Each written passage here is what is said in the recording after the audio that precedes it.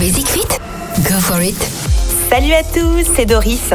Comme vous le savez, nos salles de sport Basic Fit sont malheureusement fermées à cause du coronavirus.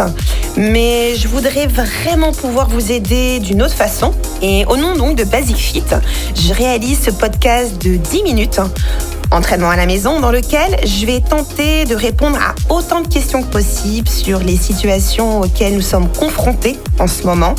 Et aujourd'hui, je suis en compagnie de Jeffrey, qui est kinésithérapeute. Jeffrey, ça va ? Mais oui, et toi, Dory ? Écoute, oui. On essaye de garder le moral, la bonne humeur, malgré cette atmosphère assez angoissante. Mais je me dis toujours, allez, on va de l'avant vers la lumière, on avance.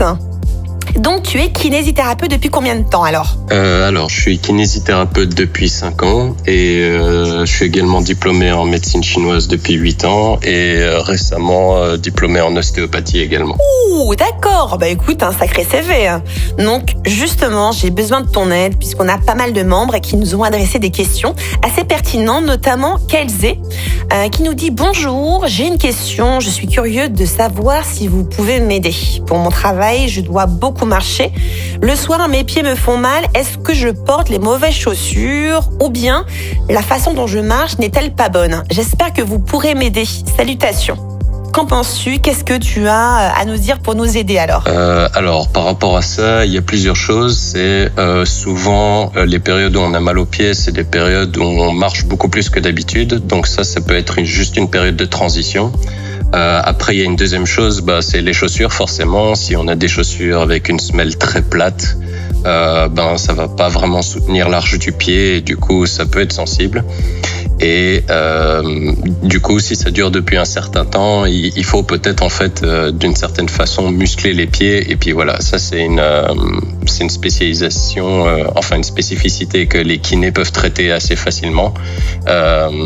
Si ça dure depuis un certain temps, il faut traiter parce que ça peut se transformer en tendinite si c'est pas réglé. Mais justement, en parlant de ça, avec ce coronavirus, ce confinement, tu es obligé de travailler à distance. Donc, comment tu fais justement en termes de contact avec tes patients, puisque je présume que tu peux pas les rencontrer dans ton cabinet maintenant ? Non, j'ai fermé mes cabinets. Alors, c'était pas une obligation, mais on peut toujours voir les cas urgents des personnes qui se bloquent totalement le dos ou des gens qui viennent de sortir de chirurgie qu'il faut absolument suivre ou d'autres cas malheureusement plus graves. Ouais. Mais autant que possible, je ne me déplace pas et si je le fais, je prends tout ce qu'il faut pour me protéger et puis je vais voir ma foi les patients à domicile. Ah, tu fais aussi du domicile alors ? Alors normalement pas, mais c'est une circonstance exceptionnelle, alors je me déplace avec tout le matériel, la table, etc.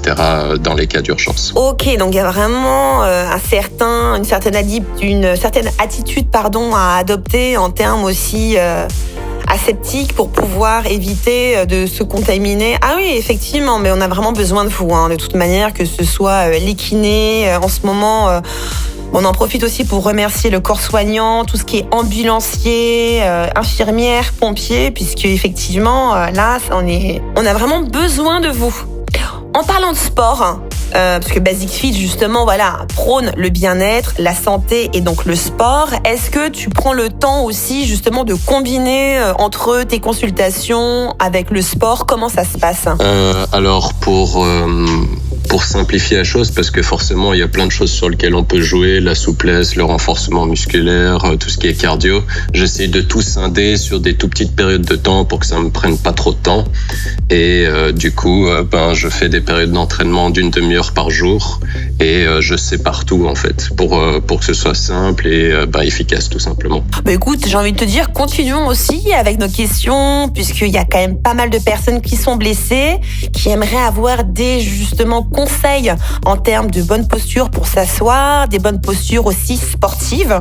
Donc, allez, on va enchaîner parce qu'on a eu énormément de questions. Là maintenant, c'est Marcel qui nous dit « Bonjour, je travaille à la maison depuis environ 4 semaines maintenant, mais je remarque que mon cou et mes épaules me dérangent vraiment.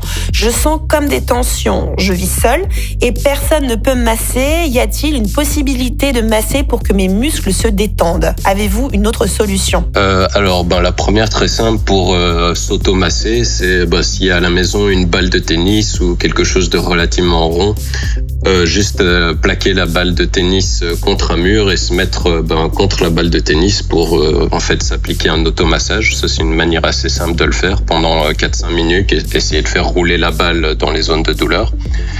Et par rapport à la posture, il faut bien vérifier la hauteur de la table, la hauteur de la chaise pour se débrouiller que les épaules ne soient pas contractées. En fait, il faut que les épaules soient relâchées, que les coudes soient déposés sur la table et essayer de bien caler le bas du dos contre le dossier de la chaise pour pouvoir être droit et ne pas avoir trop de tension. J'avoue, effectivement, il y a beaucoup de personnes qui sont assis, sont installées et au fil du temps, la position devient vicieuse, vraiment.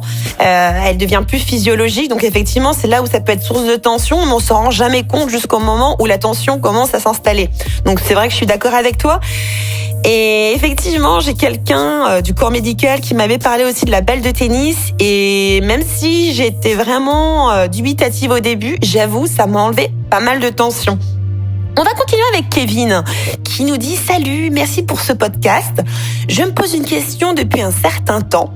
Quand j'attends le bus par exemple et que j'ai du temps à perdre, je me mets à dessiner et souvent je remarque que je creuse mon dos et que je mets mes épaules vers l'avant.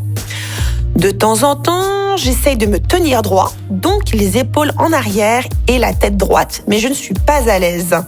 Donc pour toi, Jeffrey, quelle est la façon la plus naturelle et la meilleure pour son corps? Alors ça, c'est assez personnel en fait d'une personne à une autre parce que de plus en plus on a un peu tous cette tendance à être vers l'avant avec les tablettes, les téléphones et toutes nos activités devant les ordinateurs. Ouais. Et en fait toutes ces idées de vouloir absolument se tenir droit, c'est pas nécessairement la solution, même si ça fait toujours du bien. Et c'est plus intéressant en fait de muscler le dos et d'étirer tout ce qui est abdos ou les pectoraux, quelque chose qu'on fait relativement peu souvent. On a juste tendance à penser à étirer son dos parce qu'on a mal au dos. Mais l'idée, c'est un peu de corriger le déséquilibre qu'il y a chez nous. Et ça peut être fait en association avec un kinésithérapeute ou un autre professionnel du musculo-squelettique. Mais voilà, l'idée, c'est plutôt d'étirer pour soulager, mais surtout de muscler le dos pour corriger le déséquilibre, en fait. Et justement, j'en profite de te voir sous la main. Est-ce que tu pourrais nous donner donc des conseils pour avoir des étirements optimales? Alors, en termes de soulagement, le mieux pour le bas du dos, ça va être d'étirer principalement ce qu'on appelle la chaîne postérieure, donc les ischio-jambiers à l'arrière de la cuisse, ouais. les fesses, et puis plus spécifiquement le muscle piriforme, c'est une petite alternative d'un muscle plus profond au niveau de la fesse. On peut trouver très facilement sur YouTube ce genre d'exercice. Et un à ne pas oublier, c'est le muscle psoas qu'on a tendance à beaucoup oublier, qui est lui. On pense souvent avoir mal au dos des fois, alors que c'est le psoas qui finalement nous titille. Oui, justement, on revient sur cette idée de posture assise où en fait, il devient de plus en plus puissant et rétracté parce que c'est un muscle qui fléchit la hanche, qui ramène les genoux vers nous et du coup, plus on est assis, plus on a cette tendance à être encore plus vers l'avant. Et en parlant d'exercice, par exemple, j'ai une tendinite de l'épaule. Qu'est-ce que je pourrais faire pour pouvoir remplacer les pompes que j'adore faire, par exemple? Alors, changer la posture, changer la difficulté de l'exercice, parce que souvent, on a tendance à faire beaucoup plus d'exercices d'un coup et ne pas faire ça progressivement. C'est ce qui développe souvent les tendinites.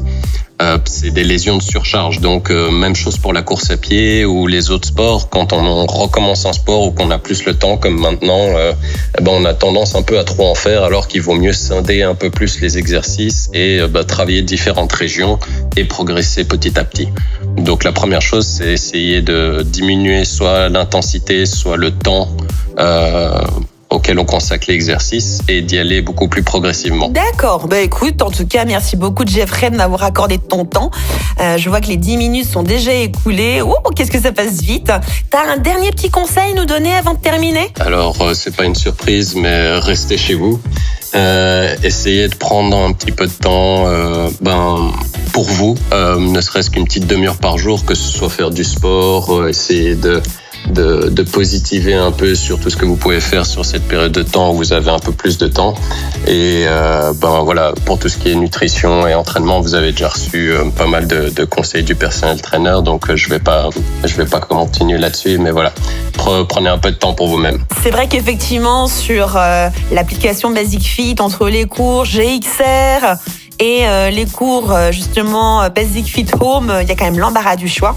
En tout cas, je vous remercie vraiment d'avoir écouté le podcast. Je te remercie, Jeffrey, aussi pour tes conseils de qualité.